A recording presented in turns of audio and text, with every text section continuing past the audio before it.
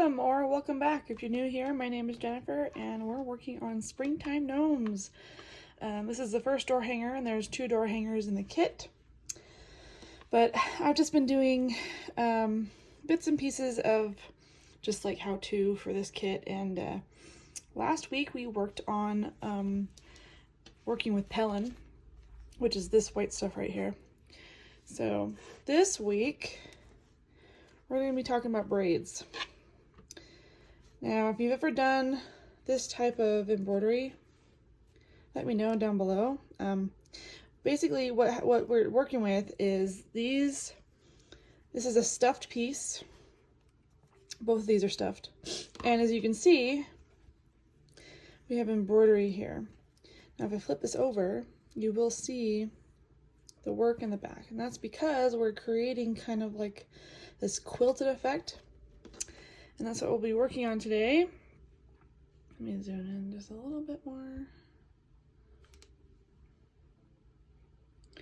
Okay, so we're gonna actually stitch this braid. So it calls for 2 strands of gray, and we'll be using the back stitch. So I'm gonna start here. And you're just gonna come directly from the back to the front. And by doing that, you're gonna create kind of this quilty look.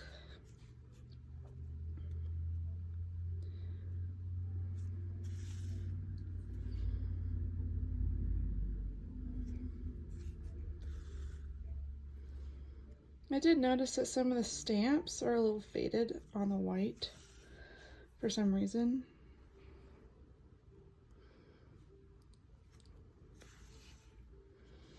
Okay, and then we're gonna kind of shift it and keep going.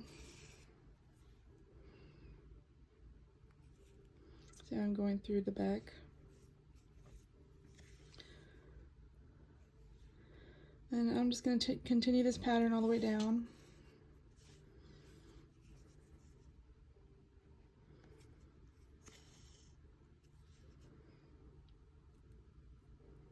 Notice how this is all faded. If you see this one completely faded. So I just stopped where it faded because I couldn't really see where to go. So it doesn't really matter anyway because we're going to be putting a bow here. But keep continuing down the braid with your back stitches, and eventually it'll look kind of 3-dimensional, which is cool.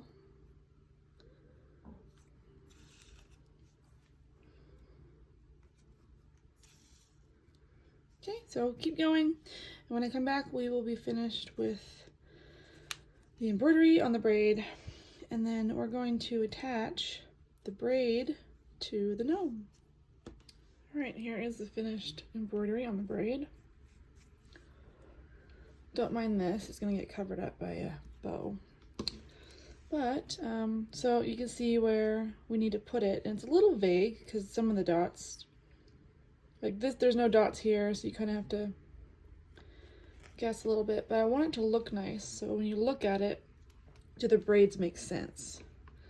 That's the most important thing. And that looks pretty good. So I'm gonna grab a pin and I'm going to pin this so it doesn't move. Okay. Now, there's multiple surfaces that we'll be attaching this to. But the main thing is we will be going through a small section right here and here of stuffing, at least stuffed pieces, I should say. So I can't tell you how many people I've seen like on Facebook. I'm in a couple of Facebook groups that I like to just, you know, read people's questions and kind of glean what people need help with. I usually don't. I'm not really like active on the pages because they're not my pages, but it's nice to kind of, you know, see what people struggle with and figure out, okay, how do I help them? So there's a lot of people that ask about attaching stuffed pieces onto other stuffed pieces, or a flat piece on top of a stuffed piece like this right here, but this was attached before I stuffed it. So I'm just going to show you real quick. In addition to attaching the braid, so we're just going to sandwich this knot in between. Just pick a spot. I'm just going to pick here just to kind of show you. So I like to go along the stitches that are already here, so it doesn't look like there's like any extra stitching. And because I'm attaching a piece, and because I'm attaching a piece that's already put together, I'm going to go every other stitch roughly. And I'm just grabbing a little bit and then coming back up on that stitch.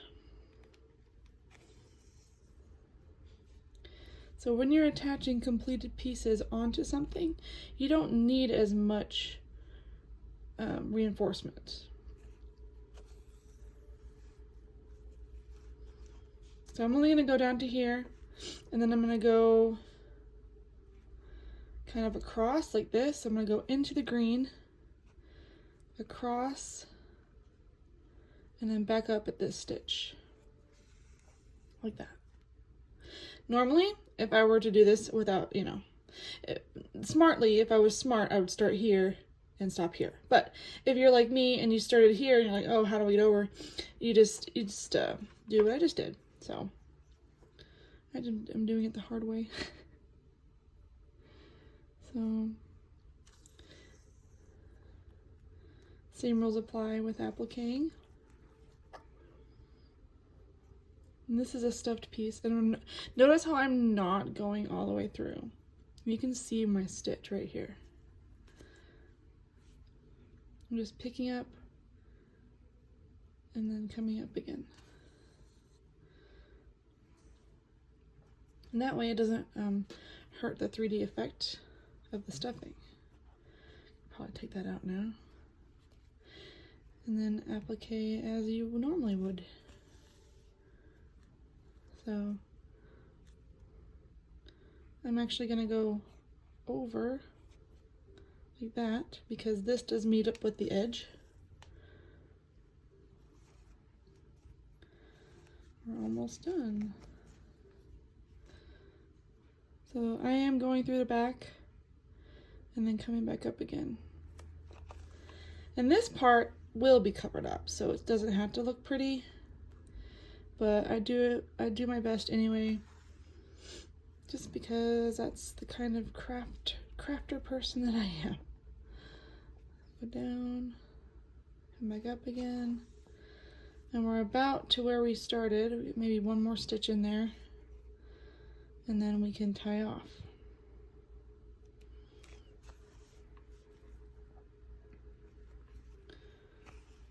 Like that.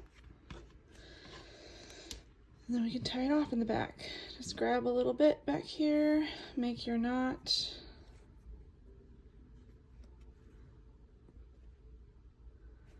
And then I like to hide my tail. Okay, the braid is attached and it looks so cute. Okay, it's been a couple days since we finished the braids. I went ahead and finished most of the rest of the front. These are pretty straightforward, so, but I did want to cover a couple of things. The bows. So I'm just going to put together a bow for you and attach it, and I'll show you how. These bows, the felt is so thin.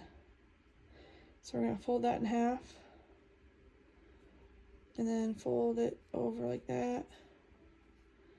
And then this is going to go around. Like that. And you can adjust it however you need to. And we're actually going to attach it with the beads and sequins here. So the tough part is because this is already attached. The tough part is making sure we put it in the spot we want it. So that looks pretty good. there's no dots or anything, so I'm just kind of taking my needle and eyeballing it. That looks pretty good.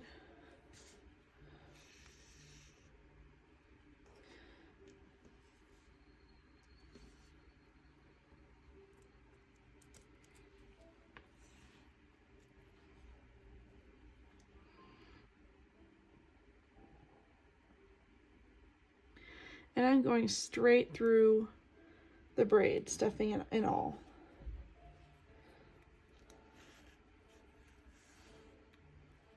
Okay. There's the first one, and I believe there's two. At least there's two on the picture, so I'm going to add one more.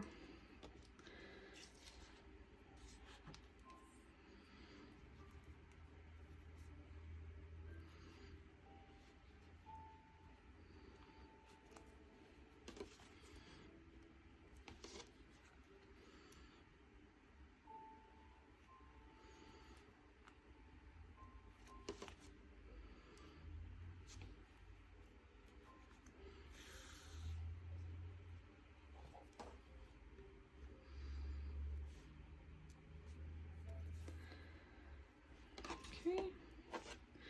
Try and line them up nicely. It is a little awkward.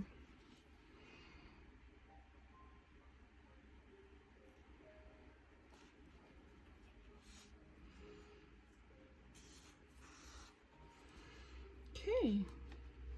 There's the first bow. I'm just gonna, luckily felt is very malleable, so you can bend it however you need to.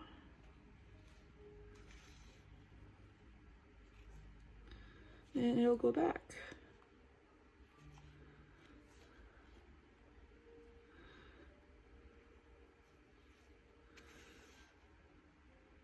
Okay, let me grab my scissors. I always forget to grab my scissors. All right. Okay, first bow is done. How cute is that? So cute. Okay, I'm gonna do the exact same thing with this bow, and then I'm gonna come back and I'm gonna show you how to put the hand on. So I'll be right back. All right, now that the bows are done and they're looking so cute, we're gonna take a look at the picture here for kind of a placement for the hand. So he's hugging her.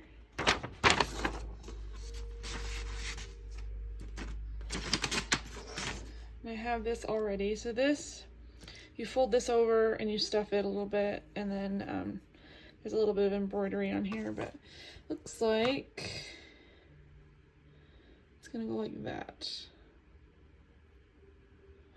I'm gonna grab a pin.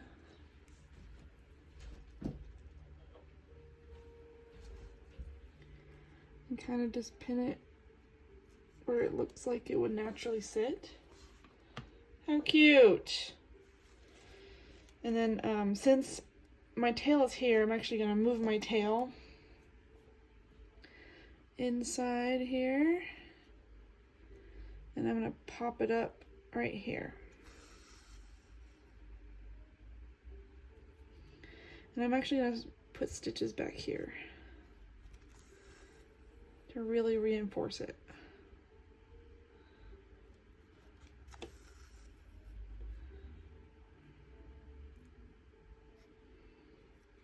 That way I know it won't fall off. You don't want things falling off. I have never had anything fall off my projects. So I'm going to come to the front now, move my pin. I'm just going to tack on the hand. Do about every other stitch that's already there.